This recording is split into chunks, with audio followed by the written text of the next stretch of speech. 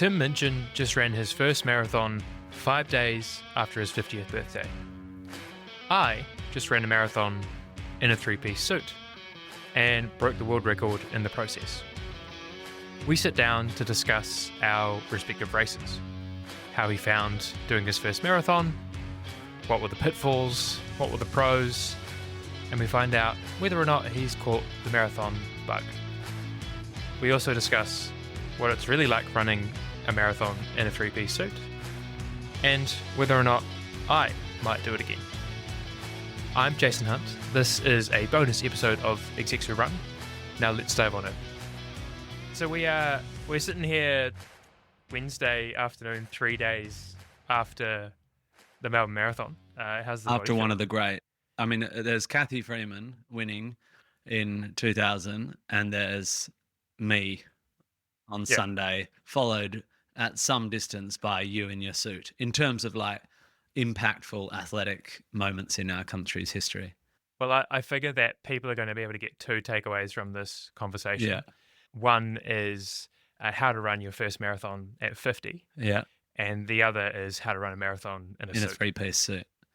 Yeah. Well, it's nice to, for once, be the person with the less obscure skill set. I can't imagine that happens to you very often. How are you feeling? I mean, you were sore. I having never done a distance race and never sort of come across an elite athlete after a marathon, you very kindly came back onto the G and were there to greet me coming in, and your lips were completely blue. It's like you were dead, and you were walking like someone had shoved something up your bum. You were very, very upright. Yeah, I wasn't in the greatest of states.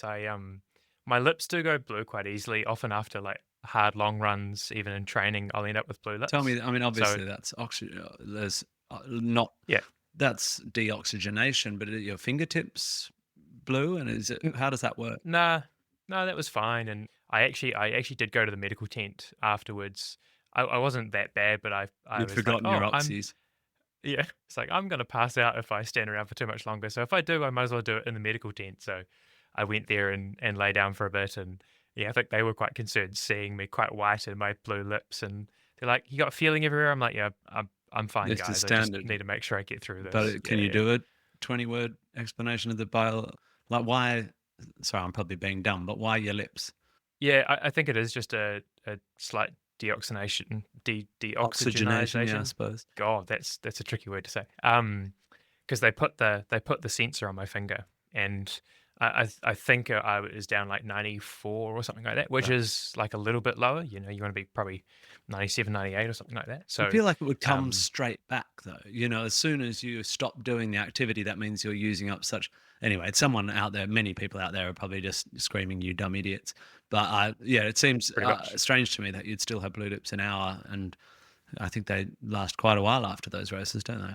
Yeah, there'll be some people out there that actually know what they're talking about when it comes to that. But I was fine. I made it to the finish. It was it certainly looked like a testament to how you pushed yourself. I felt like I was completely spent, and I felt and still feel that I ran a pretty smart race. Like I feel like I hit the end of my tank at the right time, and as I came over the line, I definitely almost fell down and stuff. So I didn't feel like I had a lot left, but I realize now there's a whole other level of extremity that people like you are doing, not just getting fitter and being faster, but actually damaging yourself more.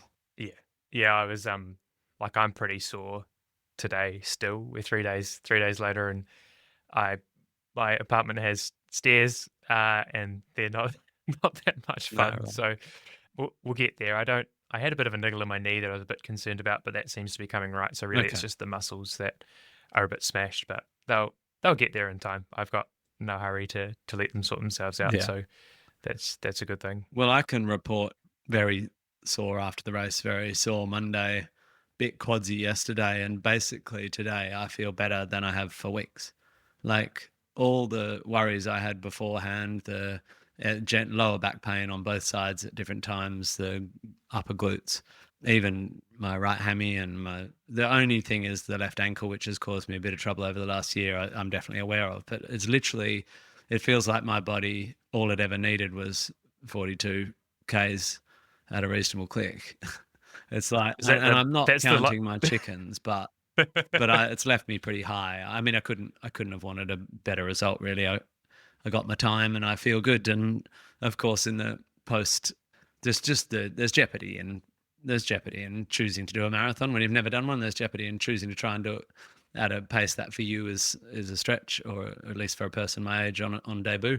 And the release of tension by overcoming that jeopardy has made me hysterical with glee. And I'm like sent an email to my agent in England, like, can you get me contact a British charity? I want to run the London. So that's my next plan now, all of a sudden.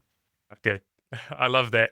We go back, like 5 weeks ago when we first met, and the conversation was, I'm never going to run a marathon. I literally, and now you're like, next one.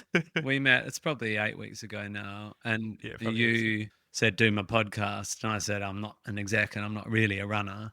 And then I did the City to Surf and got a bit, cocky, and then decided to do a marathon. And now, as I said to my brother, I know myself well enough to know that probably when I said I'm going to run a marathon, what I meant was I'm now a person who runs marathons. Yeah. So to continue the story there, is there then a new executive role in your future so that you actually fit this That's podcast right. role? That's right. That was the moment when I fell towards corporate leadership. Yeah, I'm going to run a bank, a shitty bank Seems for good. people with long hair. Yeah. Take me through the race, right? So this is your first marathon. I think you've run like 32 Ks or something was your longest run in training. So you've done something long and at a similar pace. But firstly, what did it feel like lining up at the start line of an event with so many other people? Well, there was a lot of joy from the beginning. A lot went right for me. I am someone who, despite the fact that I do a job that is arguably high risk and high anxiety, like obviously a lot of people would find what I do very scary. I'm a pretty relaxed performer, but I do, interestingly, have problems sleeping when I need to sleep.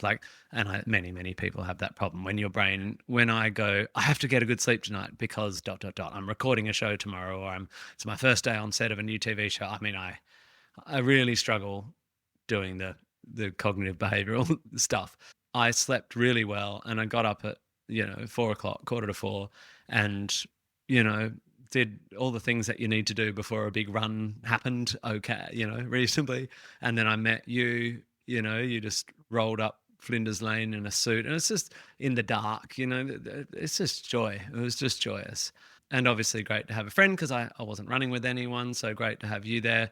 And we wandered down to the G. And for you, you've done that many, many times, and I've never done it. And it's a buzz. You took off to your elite lounge and to get your buttocks massage or whatever you guys get. And I sort of then tooled around and kind of went to the loo twice and worried about whether I was drinking the right amount of hydrolyte and all that. But I thought I had left plenty of time.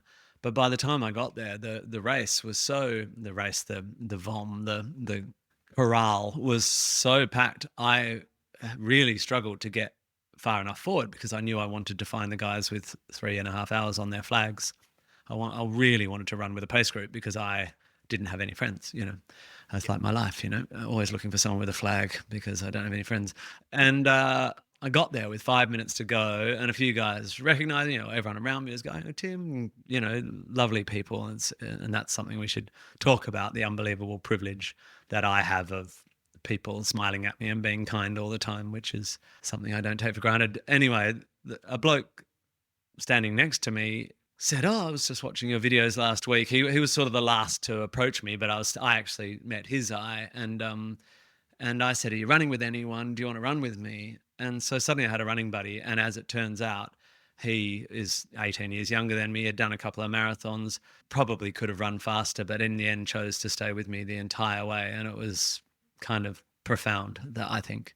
And so a big part of the story of my debut marathon is finding someone positive and lovely to run with, I think.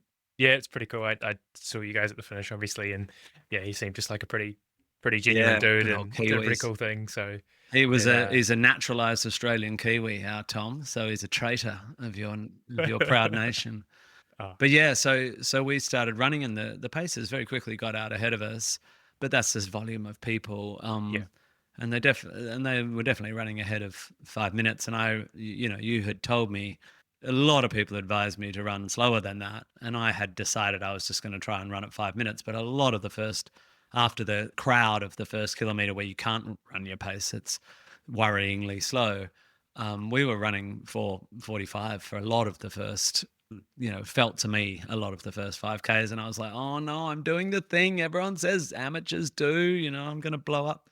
But in the end, by the time we got to 20Ks or something, we were averaging 5 on the dot. Or in fact, we were ahead by a minute or something. I Yeah. I got a bit nerdy before we were going to record Oh this, yeah. as I should do, and just looking at your splits more This broadly. is so And self-indulgent, Jason. I oh yeah, love this conversation, but yeah. I don't know if anyone else does. But I do think running nerds like hearing running nerd talk. But yeah. For sure. We could be self-indulgent today. Okay. That's totally Cool. fine. You've just run a marathon. Your pacing was like pretty on point. Like I'm looking at it now, and you break it into 5K blocks just to try and get rid of some of the variability a bit. And like you're pretty consistent. I think your fastest 5K was actually your first 5K, and it was only 3 seconds a K faster than your slowest ones when you're Yeah. kind of in the middle. Mostly I So was within 1 second. yeah, Also, that tracks with my how I like to run. When I run with other people, I notice how they sort of run in bursts, and I'm just like, this is so annoying. This like find the pace. yeah, Like yeah. know what you want to run, and I've never run negative split in even a 10K or whatever. I just go, well, if I want to run this 10K in 45 minutes, I need to run 4 minutes 30 and correct for that, you know? Actually, random side question. I often you talk about, or like when people describe runners who run like solid splits or like consistent splits, about being metronomic, and like you got a metronome. Do you think like the fact that you're a musician, do you have this like natural metronome that actually helps with that, do you I think? wondered that. I think Yeah. musicians, especially drummers, and I talk to my boy about this a lot because he plays drums as one of his things, and he's so frustrated at 16 about his time, and I'm like, I don't know if anyone has time in them. You develop it, which is why, if you've been brought up in a tribe where they drum all the time, you'll have better rhythm than if you're, brought up somewhere where they listen to classical music that has tempo variability or whatever. I think you accumulate a sense of, I think my internal clock is pretty good. I mean, but also I probably hear my footfall as music. I hear them in groups of four, definitely.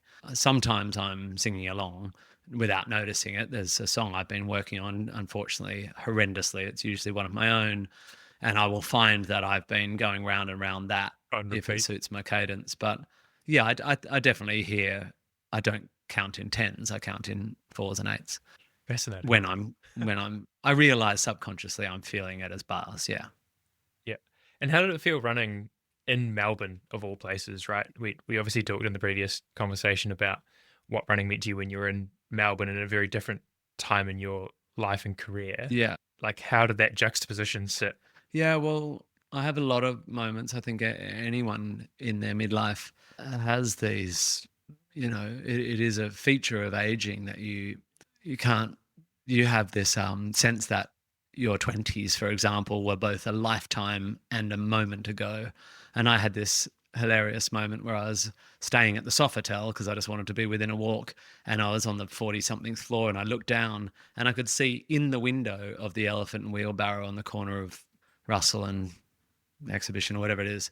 And I could see in the window where I used to set up right in the back corner of a stage and play keyboards when I used to play from 10 p.m. till 2 a.m. on a Friday night for a cover band that wasn't even my own. And I think I paid $100 a night, or might have got up to 150 by the end. And they were great guys. It was a day job, a nighttime day job. And I'm standing in this hotel looking down at this gig, this quite unromantic gig I did when I lived there, and it feels very odd, like you've slipped through a wormhole. And when you have a life that went like mine went, where it does feel a bit like I adjusted realities at some point. Yeah, it's a gorgeous feeling, really. And And yes, to feel about a city one way when you live there and come back and run some of those roads that you ran back then. I think actually the great joy is I don't suppose I thought I would be running well at 50. I don't know what I thought 50 was, but I thought it would be a lot more painful and stuff than it is. What were the things that you think you learnt the most during that run? Like a marathon it's a different beast, and I think we talked about afterwards. Like this, you don't really know what you're doing until you've done it, right? And then you've got this experience for the next one. Like, what were those things for you this time around? I'm a bit worried that I didn't learn much, and if I do another one, I'll screw it up. I'm quite sort of conservative person in a way, as in I mean, we've joked about my compliance because obviously I've made a living sort of being a bit iconoclastic and stuff, but I'm basically deeply happy to take instructions. I don't know if I ever told you about learning to snowboard in my late 30s. I think I strapped on a snowboard at 39 or something. And someone said, it takes a while to get used to this. And I said, well, I'll just tell me what I meant to do. And they said, well, the trouble is everyone, when they first get on a snowboard, is they lean back and you have to lean forward because that's how your rails engage. And I just got on a snowboard and I just went down the hill because someone told me that the thing to do was do the counterintuitive thing. So I just did it, even though every ounce of my body was screaming not to. So I love an instruction and I love to sort of follow rules. So I think I got that all right. I took exactly the amount of shells. Well, I couldn't quite. My guts got really sore because they're just not used to that crazy glucose load. But I was one shy of what you told me, except I slipped one at the beginning. So basically, I think I had 7 or something, and I drank at every stop, and I carried the cup for most of a kilometre every time, so I could just sip and sip and sip, and I was really disciplined on my pace. Weirdly, the great learning for me is that 42 Ks felt completely reasonable to me. 3.5 hours, it's more than 42 Ks because as you sort of highlighted to me, you've never run for longer than 2 hours and 40 minutes. Like you've never kept running past 2 hours and 40 minutes. Whereas I have to run for 3 hours 30 because I can't run fast enough to get the thing finished. It's a different thing.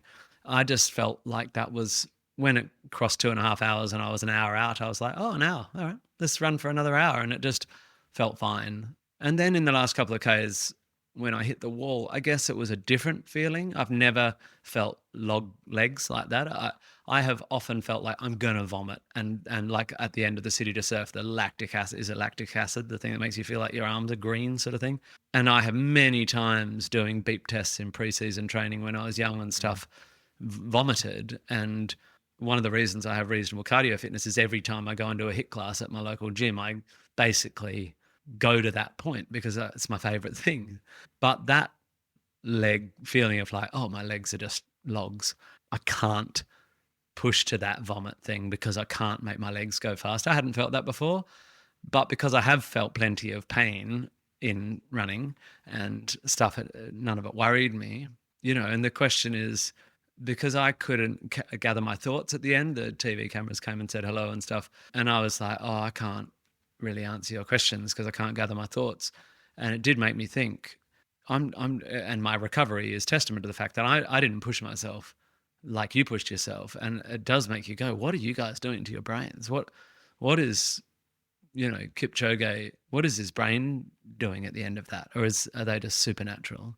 I think we talked about it last time, right? It's just that discomfort tolerance. Mm-hmm. And so you just keep doing it. Like every time you're doing long, hard workouts and training and you push that a little bit further, and doesn't even have to be an extreme just a bit, point, just a taste of discomfort. Just a bit each time. Doing it anyway, yeah. Yeah, and then your brain just goes, well, this is kind of normal. And then the more you do it again, you kind of know what's painful and then what's dangerous, I think is probably the key differentiator. Maybe not so much in races because I think there's a lot of things that go on that you just push further than maybe your body actually wants you to in those situations. But yeah, most of the time, your brain is the limiting factor, right? Your body can do incredible things. Yes, and your brain goes. So when I was describing my legs, feeling like I just like it is very in my nature to find a burst at the end. Like I've never got to the end of any race and not gone, well, I can do the last 250 meters at a sprint, even if it's killing me and I'm going to vomit and my whole body is acid. I can do it, and I just couldn't. Yeah. I mean, I Yeah. accelerated, I think, into the G and around the thing, but I could not really get a kick. I think that's pretty normal, right? You've smashed your muscles so much that you just can't really push any further. A lot of your body actually feels okay, right? You haven't maxed out your cardiovascular potential. it's You haven't maxed completely out a lot fine. of things, but your legs just won't Yeah. work anymore. Like you compare it to a 5K or something where your entire body is just suffering, right? Your max red line, your heart rate, your rest rate, everything is just can't do any more. Yeah. Whereas in the marathon, you go like, I don't feel that bad. Why can't I go any harder? Yeah. And it's just your muscles just don't have that much left to Yeah. give. But you were saying that the main barrier is your brain. Do you think there is was there a psychological barrier I was hitting there? Yeah, probably, but not one that's unnatural. Well, That, for example, if it was a 45K race, would that feeling not have happened till 44.8?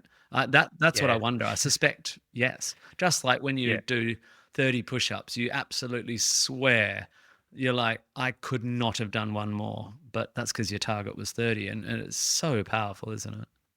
totally, totally. And it's tricky to work through those things. I think a lot of the sports psychology stuff that comes in is really just around like acceptance of the pain or what's happening. Like it's going to happen. You don't always know when it's going to happen, just because there's so many variables. But you go, all right, well, when it happens, I knew this was going to happen. This is fine. Let's carry on Yeah. with it.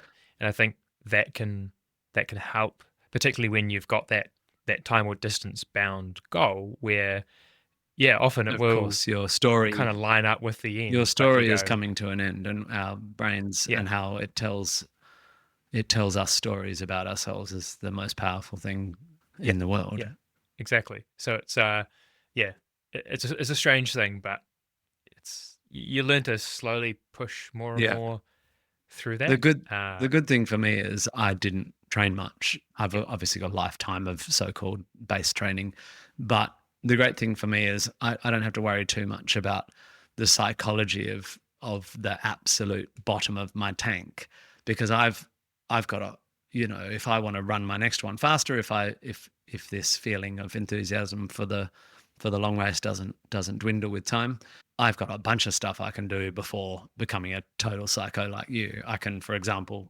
train for 12 weeks instead of 5, and I can lose a bit of weight and do normal stuff before I do psycho stuff and have blue lips and shit. So my impression was you weren't in the best nick. I mean, you rolled your ankle, you'd had quite a bad flu a few weeks before. I think that was the hardest race you've ever done, you said. I mean, obviously you've got 3 layers, a shirt, a waistcoat, and I mean, it's just so stupid, you idiot boy. Was it partly the hardest race you've ever done because you'd set yourself this ridiculous goal of breaking a world record in a suit and you didn't want it hanging around? Like you didn't want to fail? Yeah, It felt like it's a really grit run to me. You were pretty profoundly damaged at the end. I don't know if I said this to you. I said it to a few people afterwards. Like, had I been lining up for a regular marathon, the Melbourne Marathon, not in a suit or whatnot, there's no way I would have done that race with the level of conditioning that I had going into it. I mean, I was looking at it this morning. I had to write up an article for someone else, and since the Gold Coast Marathon in July, and this is with some weeks of nothing and some weeks of bigger, but I averaged just under 40 Ks of running a week. Now, in normal programming, I'm doing 100K plus a week. Right.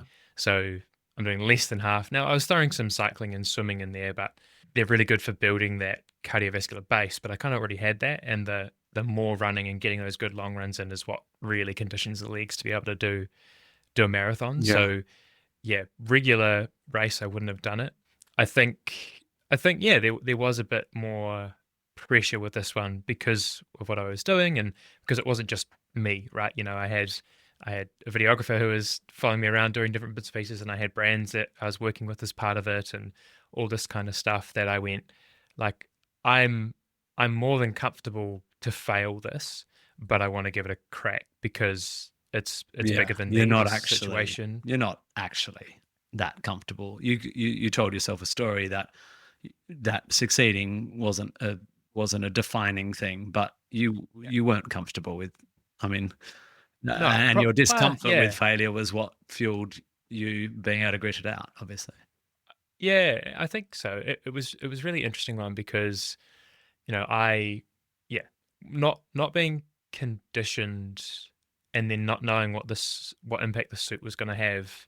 There were lots of kind of question marks around what was actually possible. possible, Yeah, or when I first thought about the record and I went, all right, I've just run because I decided to do it literally the day after I ran the Gold Coast, right? yeah, I've just run 224.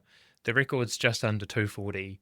I've got 16 minutes to play with, right? yeah. It's like 20 seconds a K to play with. Like, this should be more than doable. But then, yeah, the compounding things that came Well, in. how do you? Yeah, and how do you know what the cost of Yeah, a three-piece suit yeah, is? So it could yeah, be, it could have been 30 seconds a K. I mean, I don't know. mm, I mean, at the yeah. pace you I, run, 20 seconds is a long time. For me, I'm hoping 20 seconds a K isn't a long time because that's what I want to try and knock off. oh, what does that get us close to? I feel That's like, 3:15.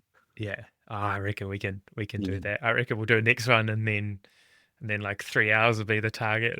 3 hours is It's got to happen. 4:15. Like, I mean, I don't really care. I am intrigued. I'm intrigued by how my body's pulled up, and because I don't feel great all the time at this age, it is interesting that I feel better in my body than I did a couple of weeks ago after I did the 30K. But that 30K I did having done 30K the week before, and I think that week ended up being a 60K week, which I've never done in my life. So I graduated too fast. And then I had 2 full weeks off, and I think that's why I've recovered okay, right? Yeah, I think so. Maybe if you'd listened to your coach and been a bit more compliant in Yeah. the programming, it would have been Yeah. okay. But I was doing you were exactly what pretty fit. you told me to do. I think my coach is a psycho. But yeah, obviously the way you've been running in the last few years means that your dials are so turned up that all you've got to play with is this last bit. Whereas my dials, I just have no idea. I could well try and train. I could well head towards London going, I'm going to knock 20 seconds of K off, which is obviously possible because I can run at 4:30 for 10K. So it's just conditioning.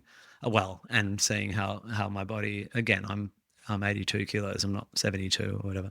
I've got room to move and room to discover. And my attitude, and maybe this is a good metaphor as well, is so much. It is a fantastic thing to use as the metaphor. I mean, just to go briefly back to the race, like that I'm going through pain at the moment. This is a terrible moment, but out the end of that will be a great moment, and beyond that will be another terrible moment. And I mean, it's taken me over half my life to be able to be present to the fact that when shit is bad, it's this too shall pass stuff. But the other sort of metaphorical usefulness is that you can there's for me, because this is new, there's an extent to which I can just engage with it as a exploration of capacity and an exploration of it's I need to have that. I have the drive to try hard, but I need the narrative to be one of like, oh well, let's see what happens,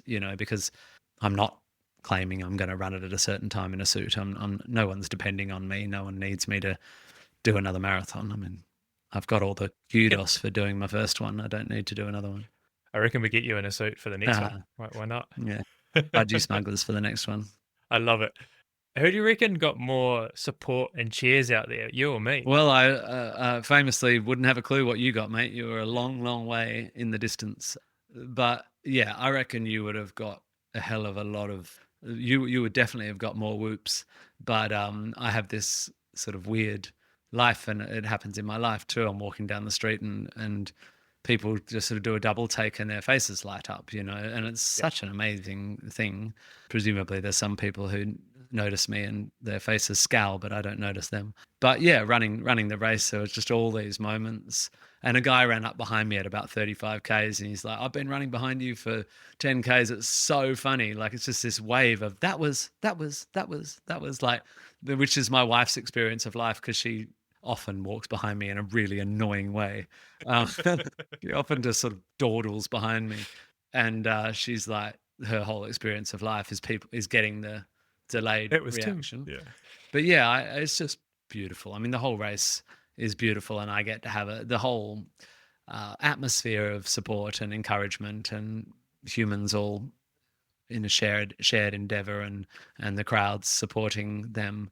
I just get a boosted version of that, a kind of that with 10 sugars, because I just have people getting excited that they've spotted me, like I'm a dickhead in a suit, but they use my name, and it's funny because of sport. They call me Timmy, like that. No one calls me Timmy. I mean, my brother and my cousins, but like the last time I was regularly called Timmy is when I was playing sport. It's just something about sport that Aussies need to make it more intimate, and it's really cute. I was just suit guy. Suit guy. But I also experienced that same thing of that was a guy in a suit. He was running in a suit. Yeah. So good. Yeah, so fun. And I'm sure that novelty, whilst it took some of the seriousness off you as an athlete, would have given you some of the drive that you needed in lieu of your fitness, if that's the right word. Like that buzz of being novel and bringing people joy. You're running along and everyone's face is lighting up. Like, that's amazing, right? Good feeling. Even for the first probably 20, 25 Ks, I was running with a good group. Yeah. And we were kind of chatting away every now and then about different bits and pieces. And most of it was kind of jokingly being both happy that they're now getting more cheers because I was running with them, but then disappointing because now there's some fucker running in a suit in their group, and they all look like randoms who are just totally just going with run. it. Well, you now know a bit of what it's like to be a clown in the world, Jason. It's actually a joyful thing to be in the world. Tell me about talking, because my man Tom, who I ran with, he was just an extraordinary, lovely guy who just kept talking about, look at what an amazing day, and this is feeling great. Look at us go. We've only got, look at that. That's an hour gone, and just like, but not in a blokey kind of alpha way, just in this really lovely, like a David Attenborough commenting on a flower. Like, he was just constantly, and we had some big chats. I know what he does for a job, and who his girlfriend is, and her name, and where they're going on holiday, and what his ethics are. And like, we had big chats. And of course I'm running 5 minutes K, so there's no trouble talking, but am I spending fuel, or does it just not really work like that? Yeah, anything that you're doing that's not running is still utilizing. You're using oxygen, effort, but you're replenishing it every breath. You are, but it's just also the additional mental capacity to be thinking about coherent conversations and whatnot. Like, I've not really seen anything around the specific amount that is being consumed by those kind of activities, but it's definitely an impact. But of course, again, at my level, not at a level where the dials are all turned up so close to max, there's benefits I'm getting that probably outweigh that. The main one being distraction. Totally. There was a moment that 4 minute 30, my 36th K, where I turned off St Kilda Road and went down the hill past the art gallery under the tunnel, and I ran. That was my fastest K, and I was actually singing "I Will Survive" during that K because I just was so happy. I was just like, "This is awesome." I'm in 36K. I'm feeling great, and I was like thinking about cadence and how "I Will Survive" is meant to be the right tempo for CPR or something. And so I was trying not to be annoying, but I was just getting a laugh out of the people around me. But I was just like, at my level, distraction and narrative and joy and smiling and high-fiving, that's all energy out, sure, but you're getting twice as much in terms of buzz. I had a complete opposite experience at that exact moment of the race. Thought because I'm in trouble, because there's a 2 kilometer hill in front of you as well. Yeah, so like my race was all good for the first half. Like I felt like I was working, and I could feel my quad starting to play up. I'd had a bit of a niggle on my left hamstring and glute. That And so actually your felt pretty quad was fine. compensating a bit. My quad was compensating in the run, so that was a bit annoying. That turned That's into called both compensation. There you compensation. go.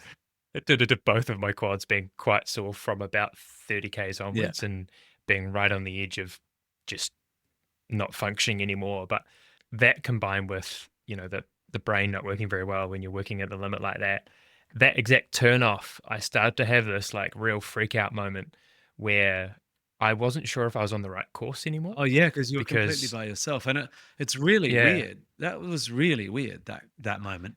Like there's 'cause bollards you and split you're off, running right? past people Yeah. having coffee on the pavement, like it really. And then the tunnel lights weren't on; it was dark.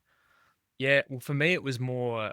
I must have been at a point where there's a big chunk of half marathon runners there. So, because I knew that the course kind of split off and came together at a couple points in those Yeah, last kind of 10Ks, right?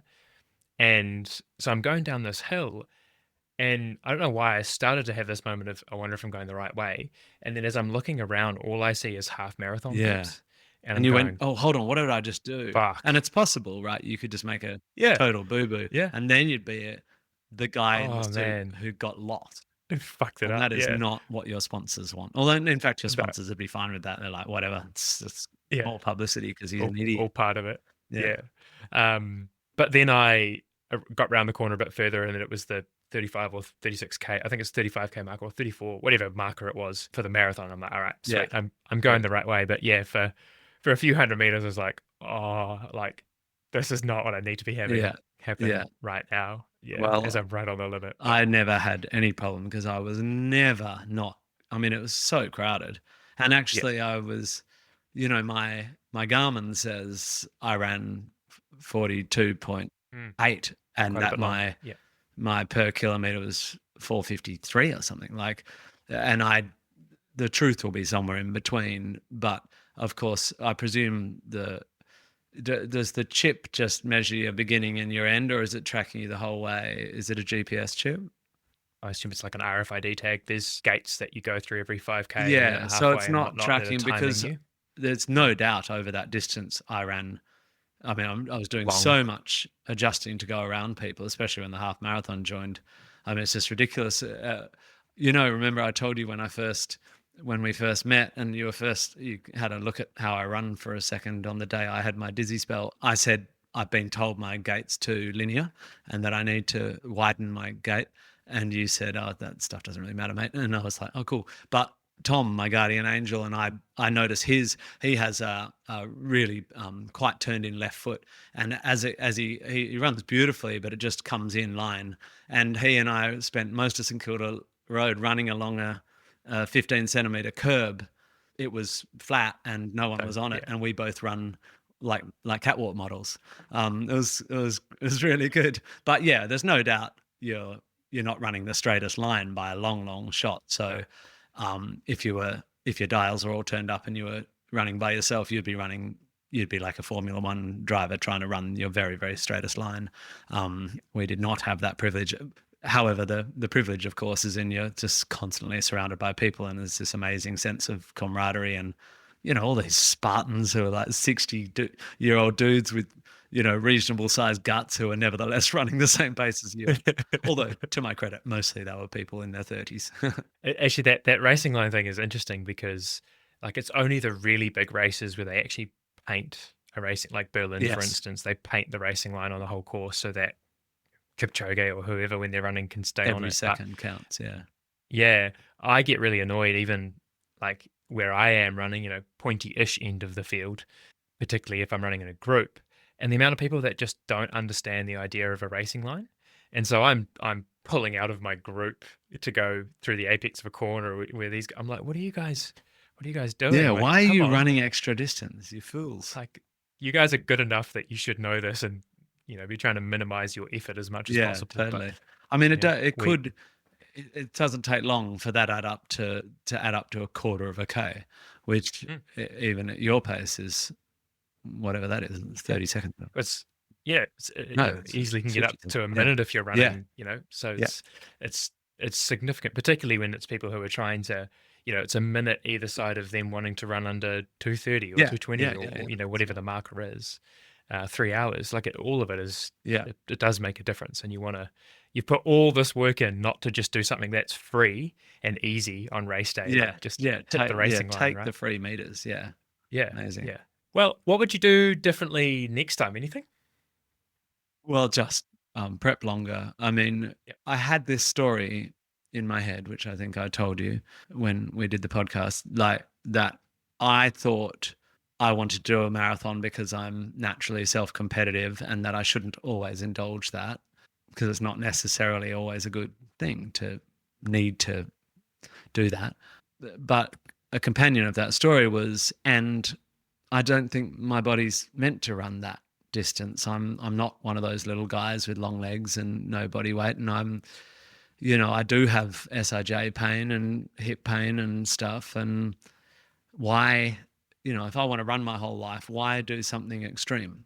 And the thing that has cracked open for me is sitting here now, not counting my chickens, but it seems that the opposite might be true, that my body's perfectly happy running that distance. And in a way, why not? Like, I mean, it's not doing anything particularly different. In fact, running 42 Ks at 5 minutes is probably healthier for my body than running 21 at 44:40 or whatever, anyway, it's all just conditioning. And if I have accumulated over my life the bone density and my body's basic biomechanical familiarity with the turning over of legs, I'm just like, I'm suddenly going, all right, well, why wouldn't I do this more? So I've had a complete about turn, probably predictable.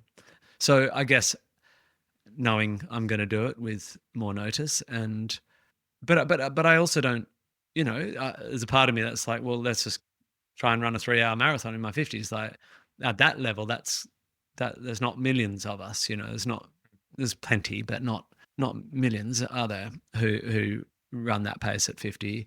And of course, I like being good at shit, but I actually do think I'm old and wise enough to not follow that instinct. I think I would just like to do another one and see what happens if I get you to give me 12 weeks of prep. And in terms of, you'd have to convince me out of the metronomic mode that I'm happy in.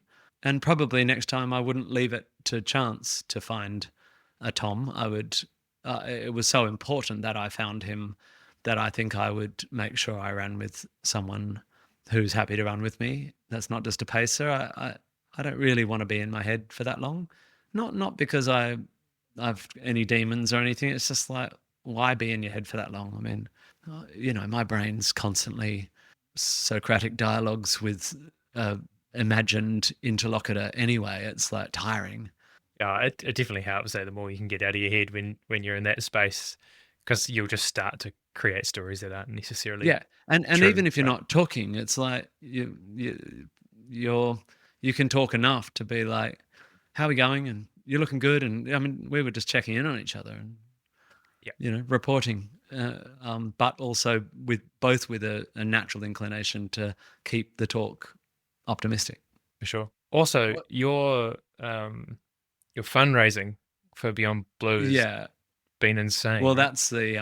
that's something I have to accept is if I turn around and do another one in 6 months, I'm not gonna be able to generate $65,000 again. That was a once only thing where I was able to say I'm going to try and do this thing, and my beautiful fans and followers and friends and relatives all, there's people who gave proper money, and it's a brilliant charity. And obviously, as you and I have spoken about, it's very connected to why we run, why a lot of people run, the mental health side. So yeah, being able to be out there with a Beyond Blue singlet, I think it probably was a good motive as well.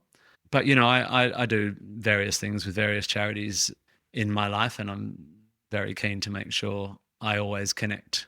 If I do a few more races with bibs on, I will always try to make sure I can use that as an opportunity to just highlight a charity, get some eyes on a good cause. But yeah, super. I mean, it's unbelievably gratifying to make that much money, and obviously it's not to my credit at all. It's just I'm just lucky because I was an early adopter of, social media, and so I've got an unusual number of followers.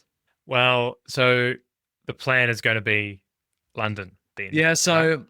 one fun thing is I immediately sat down on Monday. I was like, okay, what's my next marathon? Because I get very enthusiastic about things, and not in a kind of I don't get obsessed and put them aside. Like it's not a sort of spasm. I just really get excited, and so I suddenly realised that London's in late April, and I have to be in London anyway in mid-May. And actually, not only do I have to be there for an event in mid-May, but I was already trying to build a workshop of my new show in London around that time. So suddenly I just said to Sarah on Monday, and this is the wonderful thing about being married to the person I'm married to, I'm like, I might be gone for a month next April, May. I'm going to spend some time in London. And she's like, okay. So yeah, I love London with all my heart. I mean, I have such a profound connection to it. My musical Matilda remains there on Seven Dials, and I feel so I belong. I feel a great sense of belonging in London because my kids were born there, and the industry really embraced me there, and I love that city. I love arriving in London and that early Qantas flight and getting to my hotel before the sun comes up and putting my shoes on and running along the Thames. I have so many vivid memories of London runs.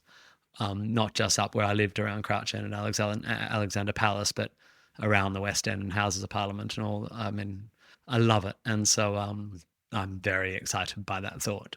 I'm also pretty good at letting go of things because I just have to be, because, all it takes is someone to say, will you do a bit in my TV show in April, and everything gets pulled, Well, you just say yes as long as you record part of my run with me as well. Right? Yeah, totally. Yeah, exactly. That's right.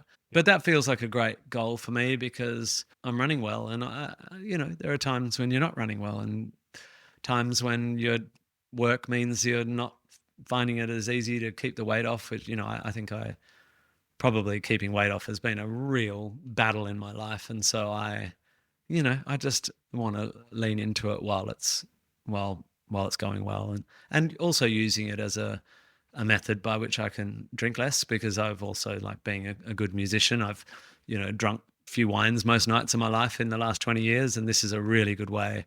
This actually, just this last 8 weeks, I've drunk less than I've drunk ever as an adult. And so that's really, like, I'm not a heavy drinker, but I'm I'm a medicinal regular drinker, and yeah, it's a great motive, right? It's a great kick in the ass to go, nah, you don't want to have any extra weight on you, and you don't want to be drinking if you're training. So yeah, it's lining up with a really good time of my life where I want to start taking care of myself better anyway. Have you felt a lot better because of that? Well, it's one of the troubles with me and my drinking is it doesn't particularly, people go, I stopped drinking and I lost 10 kilos. I'm like, it doesn't make, like, I don't drink that much. It doesn't make that much difference. I don't feel better in the mornings. But yeah, I think it makes enough of a difference that it's worth pursuing. And anyway, come on, I'm a data nerd. Like, you shouldn't drink every day into your 50s. You shouldn't drink every day ever. But, I have control over my life in a way that I never dreamed I would. I have time and resources and a house near the beach, and I owe it to myself to pull my shit in a bit as I get older and give myself a chance to not blow up. It's probably a little bit of a hypothesis about why your body is feeling so good now, and the lack of alcohol over the last 8 weeks. There's no doubt. Yeah, it's hard. Yeah. Exactly. It's hard. I'm so cautious about assuming causation. So I'm like, maybe, but yeah, without a doubt, it would be a factor. It's going to be fun seeing you work towards another one. I'm just going to say you are going to be working towards it because it's going to happen. You're not just going to be seeing it, mate. You're going to be running the show. God, no pressure, right? We've got to take 15 minutes off. Yeah. I reckon that's easy work. Yeah, I'll take 10 off. I'll take 10 off and then accidentally take the next 5 off. No, like I mean, I don't need to. Well, I was going to say I don't need to run faster. I do need to run faster because I just want a new goal. Yeah. That's what it's all about. I think that is the beauty of long distance running and marathon running and ultra marathon running. If people do that, is people talk about competition, and it's just the perfect sport where it's not there's no competition except against No. yourself. Yeah. Even at the pointy ever races, like I was thinking, people have asked, like, "Oh, how do you feel about it?" I'm like, well, one, I still need to get it officially verified, so it's not quite there yet. But two, I already know that I can do better than that Yeah. because of the lead, and it didn't go well. Like, yes, I got the record, and that's cool, but it's not what I Yeah. could actually achieve. So I'm kind of like, it's cool, but there's more there, and I think that's just that I want to be competitive with myself, and I don't feel that necessarily was. Mm. Yes, I pushed through the hardest race I've ever done, and that's like a massive win, and that's a massive mental edge for any race I go and do, Yeah. knowing that I can push Yeah. through that kind of Doing pain. that like graft version of the race must be very gratifying for you. But I think we do, especially blokes, fall towards talking about proving yourself to yourself and, conquering the mountain and pushing through the psychological barriers. And this is what life's about, man. When the going gets tough, it's on the uphill that you take the places. And I mean, getting to know you a bit, have been struck the fact that you're a quite gorgeous vibe, and you brought a lot of joy by running in that suit, and you've brought me a lot of joy by supporting me. And I think I brought a lot of people joy by, I chose to run with my hair out, which I never do. I was like, I'm going to let myself be a novelty on the course. And all through the course, not just the supporters, but people kept running past me or being run past by me, or running alongside me and just reflecting on how they feel about white wine in the sun. Or like, there's community. And if you're a leader of any sort, in your case, you're a leader in this sport, what you're doing well is spreading the joy. You're spreading the joy of running through your podcast, and you're not taking yourself too seriously. And so I kind of, and bringing yourself joy, obviously. So I think maybe maybe it's tempting to talk about the fight, but it's actually the party. And it's a good point, because this was part of it, right? I think it can become very serious. Yeah. And whether it's like outwardly serious, or there's just a serious nature to it when you're trying to run, relatively competitively, this was just about doing something that was a bit stupid and a bit fun, and all those things you've said, right? And it's so easy in so many areas of life to sort of end up squeezed. And I'm not a sort of raging Marxist or anything, despite my hair, but this sort of, it's so tempting for everything to get sort of squeezed through a slightly capitalist kind of, whether it's opening a cafe and then it going well and thinking, well, I better open 7 more because growth is the only thing that matters, not the beautiful life you've created for yourself with a community of people at your cafe. And in running, one of the things I'm very proud of is I've run my whole life without anyone, no competition, no gear. You mocked me for my Kianos because I didn't even know that I shouldn't be running a marathon in Kianos. Sorry, Asics, send me better ones. But like I did notice how many people are like, the getting into running is about getting the best Garmin and the getting on Strava and showing everyone your maps and having the best shoes and the gear. And it's like, oh yeah, just keep an eye on that. Like, keep an eye on that with everything you do. It's the same with me in my career and selling tickets and albums. It's like, keep an eye on why you're good at your job. You're good at your job because you love music, and so I have to keep an eye on myself. I don't know if I'm trying to give advice or a note to self or a note to you as a young man, but it's like, you seem to be engaged in the right stuff, So yeah, I don't want to get caught up in suddenly being all about the race and all about the gear and all about the metaphor. It's just, I've always run, and how lucky am I, And saying all that, we won't mention the new pair of shoes that's currently on the screen. Yeah, I've got this in front of you right now. So dear Asics people, I've got open on my screen because you're like, well, though you need shoes that will protect your legs better and give you a bit of extra speed, and I'm like, absolutely fine.